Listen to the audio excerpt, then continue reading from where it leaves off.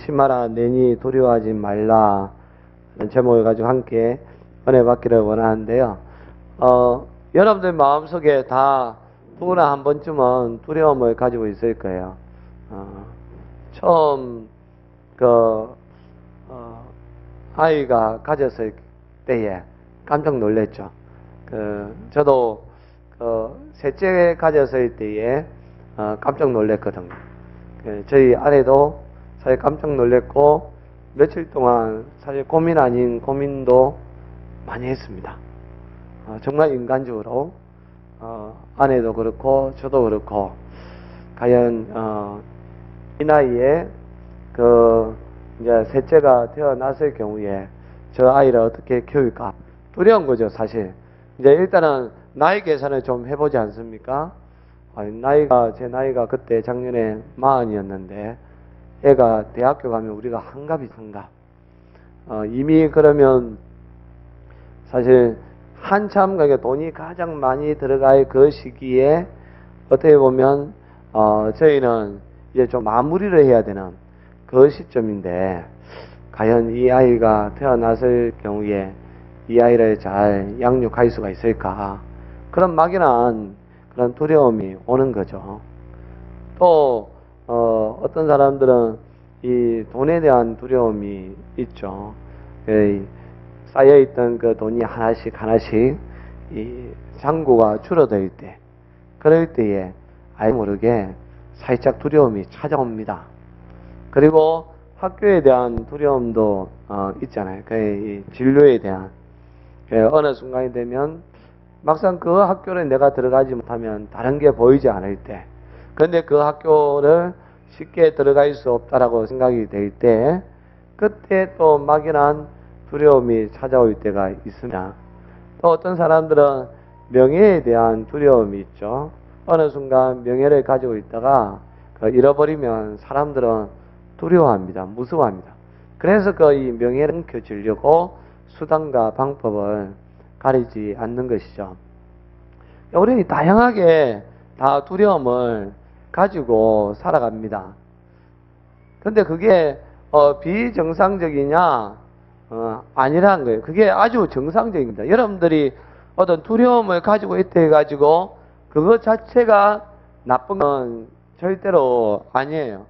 왜냐하면 사람은 이미 아담과 하와가 하나님께서 먹지 말라고 한 선악과를 먹은 이후에 이 아담이 숨게 되잖아요. 나무 뒤에 숨게 되는데 아담아 네가 어디 있느냐라고 했을 때에 아담이 그렇게 이야기하죠. 내가 두려워하여 숨었나이다 라고 이야기하거든요.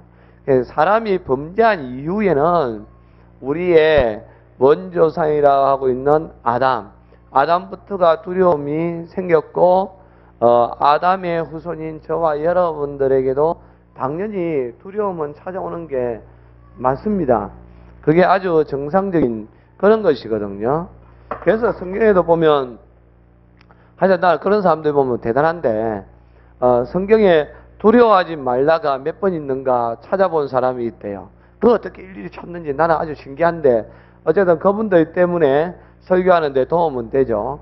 보니까 두려워하지 말라는 게 우연인지 일치인지는 모르겠지만 약 365회 기록되어 있대요. 이제 그는 또 다르게 이야기하면 하루에 한 번씩 하나님이 저와 여러분들에게 그 말씀을 하신다는 거죠. 두려워하지 말라. 또 다르게 그는 이야기하면 누구나 하루에 한 번씩 어떤 마음이 생기느냐 하면 두려운 마음이 생기는 거예요. 저도 이제 이 시간 되면 살짝 두려움이 찾아오죠. 혹시 오늘 아무도 없이 우리 가족만 예배드리면 어떻게 할지? 라는 그런 두려움. 이제 그게 왜 생기는가 하면 과거에 가지고 있었던 트라우마라는 어떤 그런 게 있거든요. 사람은. 그래서 저도 이제 과거에 우리 가족만 예배드렸던 주가 몇 주 있었단 말입니다. 그런 것을 경험을 했기 때문에 과거에 그런 경험이 있으니까 혹시 지금 또 앞으로 미래에도 그런 일이 있지 않겠나 라는 그런 막연한 두려움이 있는 거죠. 그러나 이제 그런 마음이 생길 때마다 그는 사실 두려워한다라고 해결될 수 있는 게 아니잖아요. 두려운 마음이 생기지만 두려워한다라고 해결될 수 있는 것은 아니기 때문에 그럼 다시 내려놓는 거죠. 내가 그거 두려워한다라고 뭐 해결되나? 라고 하고 또 하나님 앞에 믿고 뭐 또 어쨌든 아니면 우리끼리만 있다 할지라도 하나님 앞에 예배드리는 것인데 남 신경 쓰지 말고 열심히 예배드리면 되지. 그게 자기에게 유익하잖아요. 그 예배드리는 내내 사람이 왔나 안 왔나 누구 안 오나 그런 염려하면 예배에 집중을 못 하잖아요. 예배에 집중을 못하면 결국 누가 손해냐? 내가 손해고 또 여러분들이 손해를 보는 거죠. 저 때문에. 그러니까 안 해도 되는 두려움을 우리는 가지는 경우가 많이 있다는 사실입니다. 오늘도 이제 이 새벽에 옛날에 최진실 씨 남편이었던 조성민 씨가 자살을 했잖아요. 오늘 또 자살해서 죽었거든요. 그 사람이 왜 자살을 했을까요? 그 외에 많은 사람들이 자살하는 사람들이 있는데 자살하는 이유가 가만히 생각해 보면 미래에 대한 두려움이죠. 현재에 대한 두려움도 있고 미래가 안 보이는 거죠. 내가 이렇게 살아가 봐야 결국 나는 행복해질 수 없다라는 그러한 두려움 때문에 그 사람들은 자살을 하는 거예요. 사실 또 자기들이 그렇게 생각하지만 막상 살아보면 그렇지 않는 경우가 많은데 그러면 한번 그런 두려움에 사로잡히다 보면 그 두려움을 벗어나기가 상당히 힘든 경우가 많이 있다는 겁니다. 학교 폭력이라는 것도 그렇잖아요. 한번 당하고 나면 내일도 모레도 나는 365일 동안 그렇게 당할 거라는 그런 두려움 때문에 결국은 자살하는 경우, 자퇴하는 경우, 또 전학하는 경우가 많이 있는 것이죠.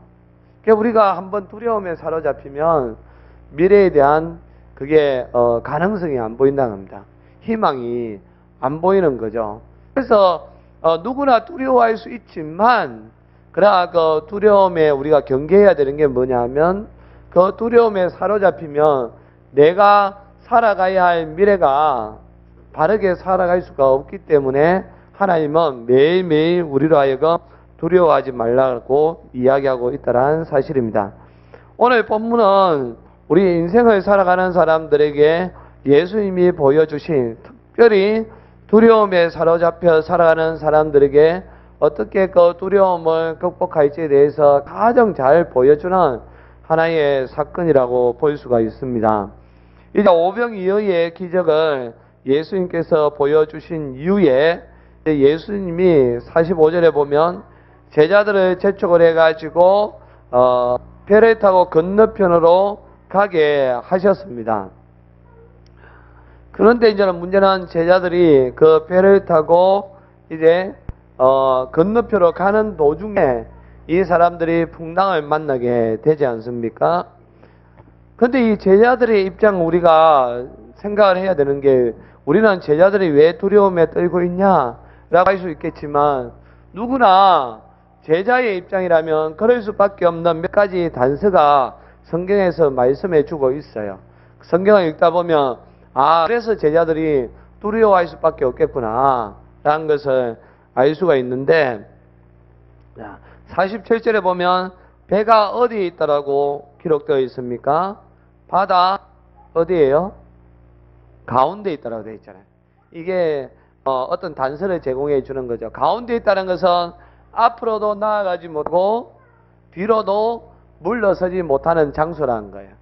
그래서 제자들도 이제는 이렇게도 못하고 저렇게도 못한다는 거예요.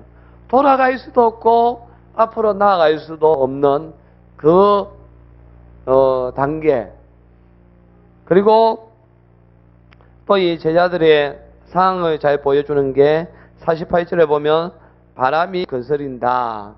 마태복음 14장에 보면 이제 풍랑이 인다라고 바람이 이제 거세게 그렇게 친다라고 되어 있거든요. 그만큼 파도가 심하게 친다는 겁니다. 저도 2년 전인가 제주도에 갔을 때에 파도 칠 때에 바다 낚시 한번 해본 적이 있거든요. 거의 물결이 이만큼 할 때, 우리를 데려갔던 그 이제 이 선장, 그 어부야 아마 그 정도는 괜찮다라고 했기 때문에 데려갔겠죠. 워낙 바다를 잘 아니까. 그러나 저희들 입장에서는 생전 그런 경험을 안 해봤잖아요. 근데 파도가 요렇게 치니까 낚시고 뭐고 두려움에 사로잡히는 거예요. 이러다 여기서 배가 뒤집혀지면 어떻게 하지? 고기 한 마리 잡으려고 했다가 내 인생이 그냥 여기서 끝나는 게 아닐까. 그런 두려움에 사로잡히는 거거든요. 근데 이 어부들이 두려워했다는 거는 우리가 그렇게 생각해 볼 수가 있는 거죠. 얼마나 파도가 세게 쳤을까. 이 사람들의 제자들의 대부분들이 어부 출신이잖아요. 그럼 웬만한 파도라든지 물결은 별로 놀라지 않는 사람들이에요. 그런데 오늘 여기에 이 사람들은 완전히 자기들이 죽게 되는 그 지경까지, 자 이제 마태복음 14장에 보면 상세하게 나와 있는데요. 자기들이 죽게 되는 그 지경까지 되었을 때에 얼마나 파도가 세게 쳤는지 우리가 생각해 볼 수가 있는 거죠. 그리고 그 시간대가 어느 시간대냐? 밤 사경쯤이라고 이야기합니다.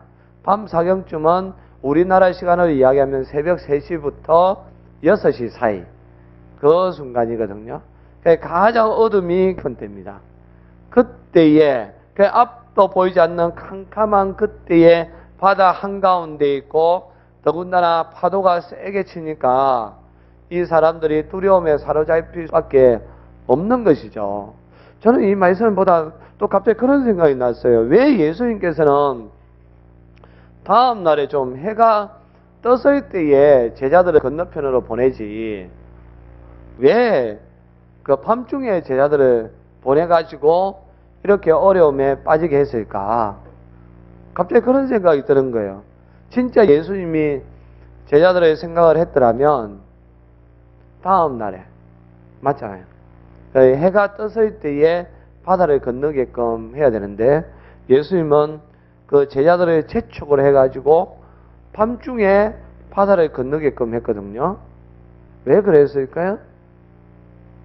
이제 그것을 통해서 예수님이 두려움을 극복하는 것을 단정적으로 보여주는 거죠. 왜냐하면 이 말씀 속에서 이 대비되는 구절이 있습니다. 자, 제자들은 밤 한가운데에 바다로 갔습니다. 그런데 예수님은 그 밤 한가운데에 어디로 갔을까요?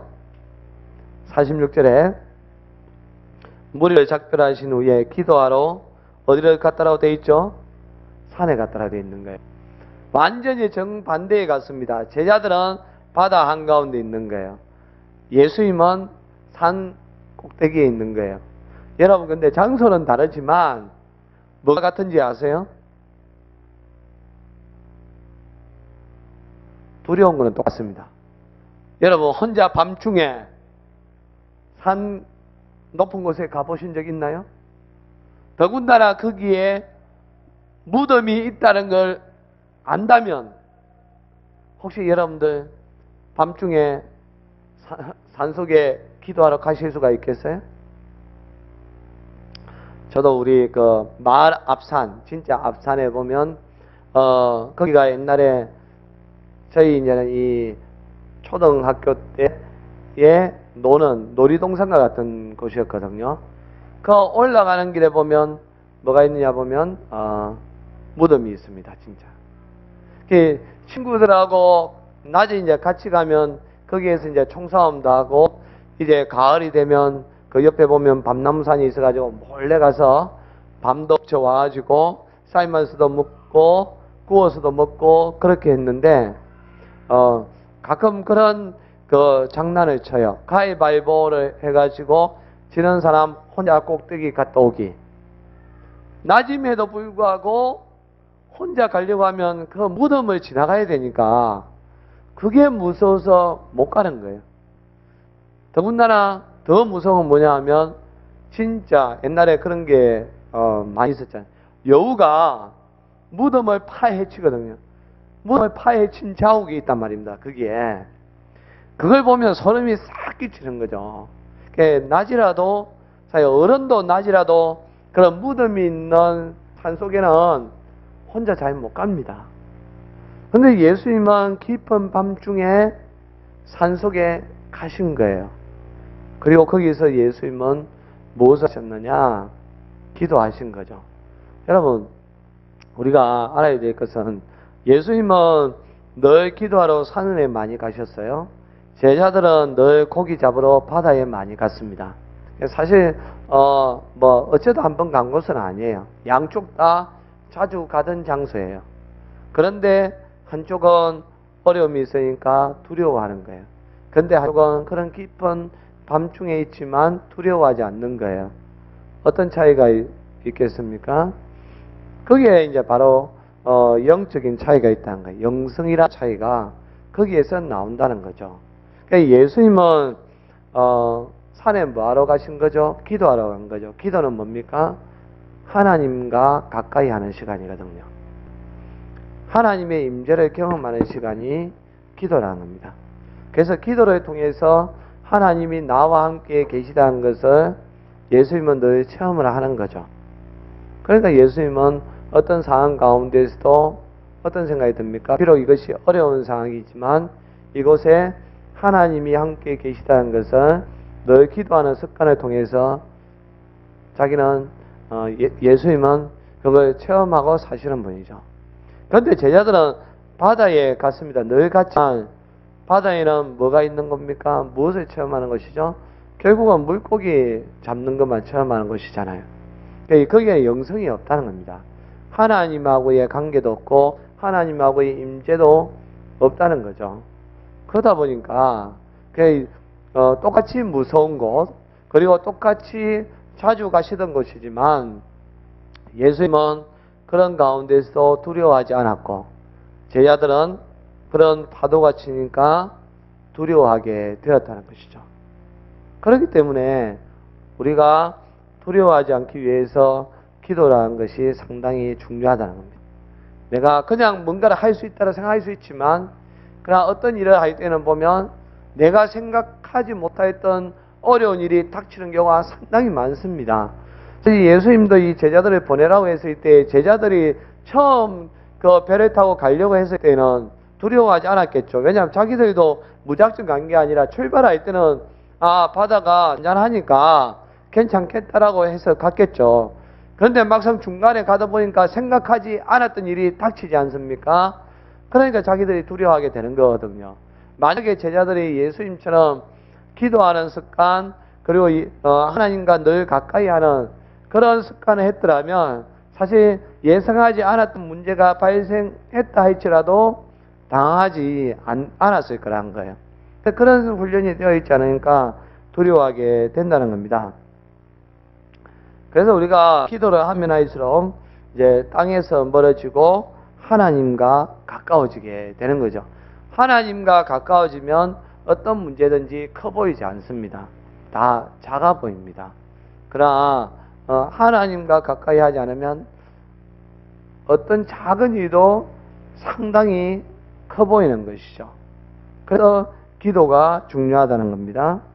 그리고 이제 두 번째, 우리가 그런 두려움 가운데에서 어떻게 하면 벗어날 수가 있을까요? 우리 49절, 50절 같이 읽어봅시다. 제자들이 그가 바다 위로 걸어오심을 보고 유령인가여 소리 지르니 그들이 다 예수를 보고 놀람이라. 이에 예수께서 곧 그들에게 말씀하여 이르시되 안심하라, 내니 두려워하지 말라 하시고. 아멘. 두려움이 아까 말씀드린 것처럼 왜 무서운가 하면 두려워하면요 초점이 흐려져요. 분명하게 봐야 할 것을 제대로 보지를 못합니다. 그러니까 예를 들면 그런 거와 같은 거죠. 가만히 있어서 이 활을 쏘면 그래도 이제는 목표물에 맞추기가 쉽잖아요. 그런데 어려운 때가 어느 때냐, 말을 타고 이 활을 쏘면 이 목표물을 맞추기가 더 힘든 거죠. 왜냐하면 말을 타고 가다 보면 이게 활을 쏘면 자꾸 이게 초점이 흐려져요. 가만히 서서 보면 제대로 보이는 것이 움직이면서 보면 그게 초점 맞추기가 상당히 힘들거든요. 그래서 서서 쏘는 것보다는 말을 타고 쏘는 것이 힘들다는 거죠. 마찬가지로 우리 마음에 두려움이 생기면 평안할 때에, 내 마음이 평온할 때에 어떤 사람을 본 것도 어떤 일을 대하는 것도 두렵지 않아요. 그러나 내 마음이 두려워지면 그 사람도 그 사물도 초점이 흐려지는 거죠. 그러면 내 행동이 불안정하게 된다는 겁니다. 그러면 내가 불안정해지면 결국 일을 그르치는 경우가 상당히 많이 있다는 거예요. 이 제자들이 그와 같이 되었다는 거죠. 풍랑이 막 치니까 또 그들이 너무 밤중이라서 물체가 잘 안 보이니까 예수님이 걸어오는데 그들은 예수님을 무엇으로 보았습니까? 유령으로 보았다는 거예요. 예수님과 헤어진 지 불과 시간적으로 봤을 때에 채 한 6시간, 7시간 정도밖에 안 지났습니다. 그리고 그 이전까지는 예수님을 우연히 한번 보고 스쳐간 게 아니라 이미 매일 동고동락하면서 살았지 않습니까? 그러니까 예수님의 형태, 예수님의 목소리, 또 어떻게 보면 예수님의 습관까지도 잘 알고 있었던 제자들이었지만, 그러나 그들이 두려움에 사로잡히고 나니까 불과 6시간, 7시간 전에 보았던 그 예수님을 뭐로 보게 됩니까? 유령으로 보게 되는 것이죠. 그래서 이 두려움에 사로잡히면 어떤 대상을 똑바로 못 본다는 거예요. 그래서 이제 그게 이제 무서운 건데요. 그런 두려움에 사로잡혀 있는 제자들을 향하여서 예수님이 50절에 그렇게 이야기하지 않습니까? 그들에게 말씀하여 이르시되 안심하라 내니 두려워하지 말라. 특별히 여기에서 우리가 초점을 맞춰야 될 것은 내니 두려워하지 말라는 겁니다. 여러분 이 말씀 속에는 그런 것이 있죠. 단순히 유령이 아니기 때문에 두려워하지 말라는 그런 의미가 아니죠. 왜냐하면 우리가 길을 갈 때에 그런 경우도 있겠죠. 내가 정말로 지금 너무 무서워서 두려워하고 있고 그 협곡을 지금 지나가고 있습니다. 그런데 저 앞에 오는 사람이 처음에는 유령인 줄 알았는데 가까이 와서 보니까 그 사람이 내 친구예요. 여기까지는 좋아요. 제대로 봤으니까 좋아요.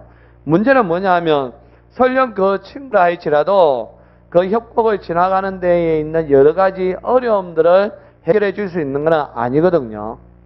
지금 제자들이 예수님을 예수님으로 이제 바로 보아서 예수님께서 내니 두려워하지 말라. 단순히 그런 것이라면 그래서 어쩌라는 것이죠? 아무 의미가 없잖아요. 그냥 예수님이란 것만 알았다 해서 그냥 무서워하지 않는다 해가지고 그 문제가 해결될 수 있는 건 아니잖아요. 지금 풍랑이 치고 있고 파도가 쳐서 물이 배 안에 들어오게 돼 있는데 예수님이 내니 두려워하지 말라. 그러니까 사물을 제대로 봤다 해가지고 끝나는 게 아니잖아요. 이 말 속에는 그것을 넘어서 유령이 아니라는 것을 넘어서서 이제 내가 너희들과 함께 있으니까 두려워하지 말라는 게 들어있다는 거예요. 너희들이 두려워하는 그 문제까지도 이제 내가 해결해 줄 테니까 너희들은 두려워하지 말라라고 이야기한다는 겁니다. 우리가 예수님을 믿는 게 왜 우리 인생에 있어서 큰 유익이 오는가 하면 바로 그런 것이라는 거죠. 단순히 이제 어떤 사람들은 이제 그렇게 이야기하는 사람도 있어요. 왜 교회 가냐라고 하면 그렇게 이야기하는 사람이 있죠. 마음의 평안을 위해서. 교회에 가면 마음이 참 평안해진다. 찬송을 한다든지 또 설교를 듣는다든지 기도하면 왠지 내 마음에 평안이 와서 교회에 간다라고 이야기하는 사람들이 있습니다. 물론 그 말도 맞습니다. 그러나 우리는 더 나아가야 한다는 거예요. 단순히 마음의 평안을 얻는 것을 넘어서서 내가 예수님을 믿으면 예수님이 내 인생의 문제까지도 해결해 준다라는 믿음으로 나아가야 되는 겁니다. 우리는 다양한 문제를 안고 살아가잖아요. 그래서 다양한 두려운 이들을 만나게 되지 않습니까? 그럴 때에 그냥 교회에 와서 평안을 얻는다. 뭐 내일이 해결되지 않든지 말 그대로 그냥 사업이 되든지 안 되든지 학교에 학교에 들어가든지 안 들어가든지 그 회사에 취직이 안 되든지 그냥 이렇게 되든 저렇게 되어도 그냥 내 마음에 평안이 있으면 그걸로 감사해야지. 그렇게 생각하는 사람들이 있는데 물론 그게 맞습니다만은 그러나 더 나아가야 하는 거죠. 내가 하는 사업이 잘 될 거라는 믿음, 하나님이 도와주시면 반드시 잘 될 거라는 믿음, 그리고 내가 공부하는 것도 하나님께서 지혜를 주시면 또한 내가 몰랐던 것도 풀게 될 거라는 그러한 믿음을 가지고 나아가야 한다는 겁니다. 그럼 내니 두려워하지 말라 속에는 거기까지 들어있다는 거예요. 그리고 또 실제적으로 보면 예수님이 이들과 함께 하였을 때에 그 문제가 해결된 것을 볼 수가 있는 거죠. 단순히 제자들이 두려워하지 않는 것을 넘어서서 예수님은 바다야 잠잠하라 라고 하시니까 결국은 그 바다가 잠잠해지지 않습니까? 51절에 보니까 배에 올라 그들에게 가시니 바람이 그치는지라 라고 되어 있잖아요. 마태복음 14장에는 명령한 걸로 되어 있거든요. 그들이 안고 있는 문제까지도 예수님은 해결해 준다는 거예요. 그래서 우리 예수님은 우리의 주권자가 되시는 거죠. 우리의 능력자가 되신다는 겁니다. 그래서 저와 여러분들이 예수님을 믿고 나아가야 한다는 거예요. 어떤 일을 하든지 간에 그냥 마음의 평안을 주시는 것뿐 아니라 하나님께서 이 문제를 해결해 주실 거라는 그 믿음을 가지고 나아가야 한다는 것이죠. 바울사도도 보면 사도행전 18장에서 보면 한때 상당히 두려워했던 적이 있습니다. 고린도 지역이라는 곳을 전도할 때에 바울이 상당히 무서워하고 두려워하고 떨었다라고 고린도 전서에서 그 표현을 하고 있거든요. 그때에 이제 밤중에 하나님께서 환상 중에 나타나셔가지고 바울에게 그런 이야기를 합니다. 두려워하지 말며 침묵하지 말고 말하라 라고 이야기합니다. 바울만큼 담대한 사람은 없어요. 또 바울만큼 이 마음의 결심을 한번 했으면 절대로 꺾여지지 않는 사람이 없습니다. 얼마나 지독한 사람이었냐 하면 하여튼 예수님을 믿기 전에 그 사건 아시잖아요. 다메섹 도상에 예수 믿는 사람들이 있다라는 그 소식을 듣고 예루살렘에서 공문을 받아가지고 다메섹이라는 그 동네까지 그러니까 몇십 킬로 떨어져 있는 50몇 킬로인가 떨어져 있는 그 지역까지 잡으러 가던 사람이에요. 이 정도의 마음의 결심이면 대단한 거 아니에요? 그런데 이제 이 사람이 예수님을 믿고서 세상 두렵지 않았던 거죠. 유대인들은 무서워하지 않았습니다. 그런데 고린도라는 그 지역에서 전도하려고 하니까 방해하는 사람들이 너무 많은 거예요. 또 고린도가 항구 도시다 보니까 말이 좀 거칠더라고요. 어제도 우리 전사님하고 부산에 이제 답사 갔다가 이제 그 옆에 식당에서 밥을 먹는데 그 밥을 먹고 나서 밥을 한 공기 더 시키니까 그 아줌마가 옆에 있던 주인 아줌마가 그러는 거예요. 밥 필요하면 언제든지 말씀하소 뭐 그런가. 하여튼 그 말투가 무서워요. 그러니까 부드럽게 이야기하는 게 아니라 왠지 뭐가 불만 섞인 그런 표시 있잖아요. 그때 이제 전사님하고 이제 그런 이야기를 했죠. 야, 울산도 바닷가라서 좀 말이 거친 줄 알았는데 부산은 더 말이 거치고 센 것 같다라고 이야기하니까 전사님도 그렇다라고 이야기했거든요. 이 바닷가에 사는 사람들 지금은 그나마 많이 순화되었겠죠. 그러나 정말로 20년, 30년 전에 바닷가에 사는 사람들 말 보면 정말 끝이 한이 없는 거죠. 또 얼마나 욕을 많이 쓰겠어요. 욕이 일상화되지 않았겠습니까? 이제 그곳에서 복음을 전하니까 바울 같은 담대한 사람도 두려운 마음이 생기는 거예요. 그때에 이제 하나님께서 두려워하지 말고 침묵하지 말고 말하라. 그 말씀에 그게 있는 거죠. 나한테 맡기고 이야기하라는 거예요. 네가 그 사람들도 보지 말고 그 환경 보지 말고 나를 믿고 담대하게 말하라고 이야기하는 거죠. 그래서 바울은 그때부터 십자가에 달린 예수님 외에는 전하지 않았다 했습니다. 자기의 지식은 다 내려놓고 오직 예수님을 믿어야 구원받는다라고 그런 그 말만 선포했다는 거죠. 그런데 놀라운 것은 뭐냐면 바울이 세운 교회 중에서 가장 큰 교회가 어느 교회냐? 고린도 교회입니다. 가장 두려움에 사로잡혀 있었던 그곳에서 복음을 이제 하나님을 믿고 담대하게 선포하였을 때에 그 교회가 바울이 세운 여러 교회 중에서 가장 부흥한 교회가 되었다는 거예요. 여기에 하나님의 비밀이 있다는 거예요.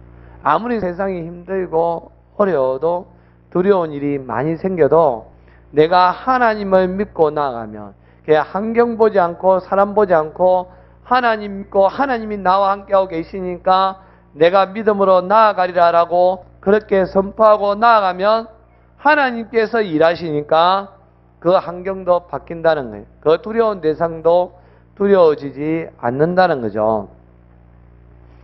지금 세상은 뭘 하든지 간에 사실 성공할 가능성은 매우 낮습니다. 세상 일도 그렇고 교회 일도 그렇습니다. 환경적으로 보면 그렇다는 것이죠. 사람적으로 보면 그렇다는 겁니다. 그래서 100%라고 했을 때에 가능성은 심지어 1%밖에 안 되는 것도 있습니다. 근데 그 1%가 100% 성공할 수 있는 게 있죠. 그게 뭔지 아십니까? 그 1%, 성공하는 1%만 보면 성공은 100%입니다. 이해되시죠? 무슨 말인지. 자, 실패할 확률이 99%예요. 그런데 성공 확률은 1%밖에 안 됩니다. 그런데 내가 성공하려면 어떻게 해야 되겠어요? 성공한 1%만 보면 되는 거예요. 그러니까 99%를 안 보면 그 1%가 이것만 하면 성공하게 되는 거예요. 100%가 되는 겁니다. 그런데 왜 우리는 늘 100명이 시작해도 성공한 사람은 한 사람밖에 안 되느냐라고 했을 때에 그 중에 99명은 1%를 보면서 동시에 보여지는 거는 뭐가 더 크게 보인다는 거예요? 99%가 더 크게 보여지는 거죠. 당연히 사람은 보는 대로 내 마음이 따라가게 되니까 자기 마음은 1% 성공하고 싶지만 결국 자기가 보고 있는 것은 99%니까 결국 자기도 실패하는 거죠. 신앙생활도 그런 거죠. 개척교회도 그런 거죠. 저와 여러분들이 그래도 개척교회를 해도 그래도 이 성장하는 교회는 1% 이상은 됩니다. 그럼 우리는 그 1% 이상만 보고 나가면 우리도 결국 그 1% 속에 들어가는 거죠. 그제 그 1%가 어쩌면 우리로 하여금 2%가 되게끔 해주는 거죠. 그러면 두려움도 없고 그냥 우리는 믿고 나아가면 되는 거예요. 사업하는 것도 마찬가지 아니겠어요? 성공하는 거 1%만 보고 나아가면 그냥 성공은 100%인데 자꾸 옆에서 옆 가게도 문 닫고 아래 가게도 문 닫고 친구도 뭐 문 닫았다 누구도 했다 망했다라는 소리를 계속 듣다 보니까 어느 순간에 그 마음이 나를 지배하는 거예요. 설령 내가 100% 성공하지 한다 할지라도 어쨌든 이왕에 시작한 거 1%의 가능성만 보고 나아간다면 그래도 99%를 보고 나아간 것보다는 더 내 인생에 더 많은 것은 분명히 얻게 되어 있습니다. 내가 원하는 걸 다 얻지는 못한다 할지라도 지금보다는 더 나은 것을 얻게 된다는 거죠. 그래서 우리도 예수님에게만 집중을 하면 된다는 거예요. 이 세상 살아갈 때에 다른 사람들 뭐 누가 뭐 도와준다더라, 뭐 하면 뭐 얻을 수 있다더라, 그런 것이 아니라 예수님에게만 집중하고 예수님만 붙들고 나아가면 예수님이 일하시니까 내 삶의 문제, 가정의 문제, 교회의 문제, 직장의 문제까지 다 해결이 된다는 거죠. 그래서 저와 여러분들은 인생을 살아가면서 그런 이야기에 귀 기울이지 않게끔 오직 예수님의 이야기, 예수님이 어떻게 이 세상에 살아갔을까, 그것만 잘 보면 된다는 겁니다. 그래서 출애굽기 14장에도 보면 이제 이스라엘 백성들이 애굽에서 나와가지고 강야로 들어가야 되는데 엄청난 장벽이 있잖아요. 어떤 장벽이냐? 홍해라는 장벽이 있는 거죠. 지금까지 그 누구도 배 타지 않고 그 홍해를 건넜던 적이 없습니다. 그 200만이나 되는 이스라엘 백성들이 그 바닷가에 지내치고 있으니까 이거 도대체 이거 앞으로 나아갈 수가 없는 거예요. 그나마 그냥 거기에서 좀 가면 당분간 사회자라고 하면 좋겠는데 뒤에서 애굽의 군대가 따라오잖아요. 진짜 진퇴양난인 거죠. 지금까지는 룰루랄라, 야 드디어 우리가 자유함을 얻었구나라고 찬송하며 나왔던 이 사람들이 어느 날 갑자기 두려움에 사로잡히는 거죠. 여러분, 그게 우리 모습이에요. 가만히 보면. 그러니까 지금 좋았다가 내일 되면 막 두려움에 사로잡히는 게 우리 모습이거든요. 뒤에서 애국 군대가 막 이제 잡으러 오니까 앞으로 나아가지 못하고 뒤에는 이제 애국 군대가 오니까 두려움에 사로잡히지 않습니까? 그때 또 모세가 하나님 앞에 기도하죠. 그러니까 하나님이 모세에게 두려워하지 말라고 이야기하죠. 그래서 모세가 이스라엘 백성들에게 이렇게 이야기합니다. 너희는 두려워하지 말고 가만히 있어서 여호와께서 오늘 너희를 위해 하시는 구원을 보라. 너희가 오늘 본 애굽 사람을 다시 보지 못하리라. 출애굽기 14장 13절에서 이야기하고 있습니다. 그러니까 여호와께서 어떻게 구원하시는가 한번 보라는 거예요. 두려워하지 말고. 뭐 두려워한다라고 문제가 해결되겠습니까? 사실 200만이 두려워하면 원망과 불평과 그리고 두려움에 사로잡힌 사람들, 가끔 전쟁 영화 보면 그런 게 있잖아요. 밤중에 막 갑자기 뭐가 펑 터지고 두두두 하니까 두려움에 사로잡히니까 쥐들끼리 그냥 총을 아무데나 쏴가지고 아군도 죽고 그런 거 많이 보잖아요. 사람이 두려우면 그 보아야 할 대상을 못 보고 엉뚱한 사람들에게 피해를 가하는 경우가 많이 있거든요. 그 하나님께서 모세를 향해서 두려워하지 말고 가만히 서서 한번 보라는 거죠. 다르게 이야기하면 하나님에게 집중하라는 거죠. 그 문제에 집중하지 말고, 홍해나 애굽 사람들 그 문제에 집중하지 말고 하나님에게 집중해 보라는 겁니다. 그냥 하나님에게 집중하고 나아가니까 모세가 그 지팡이를 내리치니까 또 홍해가 갈라지지 않습니까?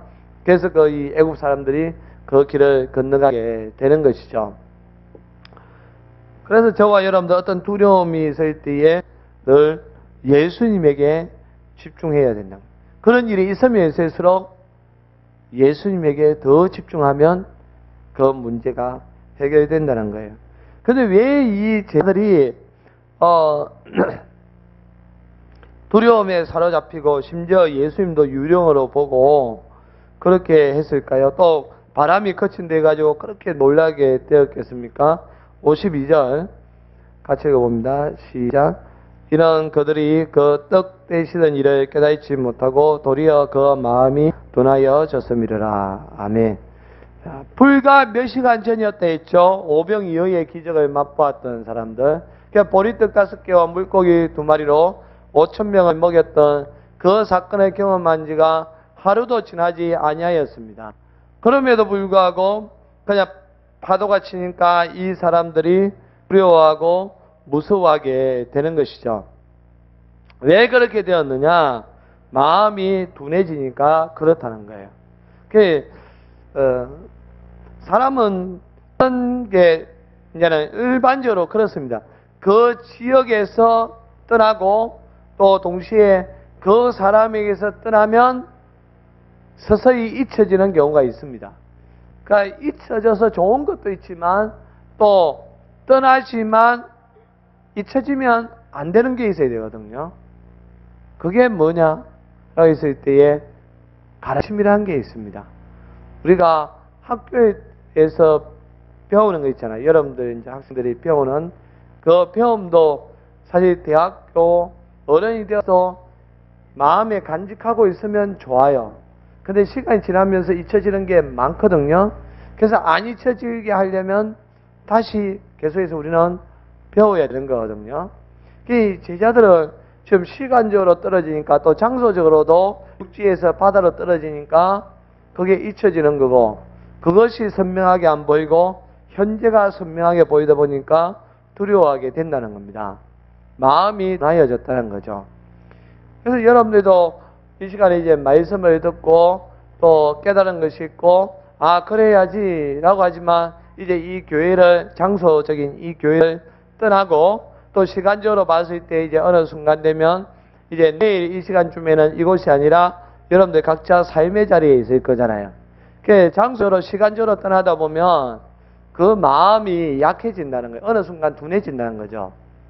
그래서 그 둔해지는 그 마음을 없애기 위해서 우리에게 필요한 것이 뭐냐라고 했을 때에 묵상하는 거죠. 또 이 말씀을 다시 한 번 더 내가 되새김질을 하는 겁니다.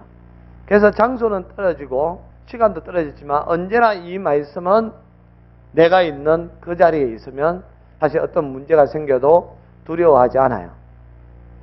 근데 보통은 여기서 은혜 받고 저기서는 고민하고 그런 경우가 상당히 많이 있습니다.